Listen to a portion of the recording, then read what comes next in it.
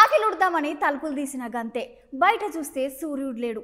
మొత్తం సల్లసల్లగా కార్మబ్బులు కమ్మినట్టే ఉంది. జరసేపు ఇయ్యాల ఎండ కూడా కనబడలే. పొద్దు నుంచి సల్లబడి ఇక వాన చినుకులు షురువైనాయి. అబ్బరా బిడ్డ, పేరుకే ఎండాకాలం కానీ ఇలా వానకాలం చూపించిందిలా.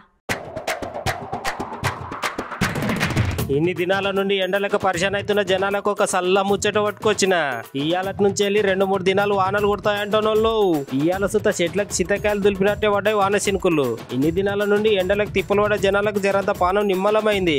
వానదేవుడే కరుణించి జనాలకు ఇంత ఎండలలో చూడలేక వానలు కురిపించి రోడ్లని నీళ్లతోటి నింపిండి అనిపిస్తుందోళ్ళ. ఇక పట్టణంలో ఉన్న జనాలు అందరి సుత చల్లదనానికి బయటకు వచ్చి చల్లగాలిని ఆస్వాదిస్తుర్రు. ఈ ఉబ్బరింపు ఎండలలో ఒకసారి వాన చినుకులు పడేసరికి జనాలు సుత కొంచెం చల్లబడ్డారు. ఇక అవునోళ్ళ ఇయ్యాలటి నుంచి వెళ్ళి 2 దినాలు వానలతో పాటు గట్టిగా గాలులు కూడా వీస్తాయని చెప్తున్నారు వాతావరణ శాఖ సార్లు.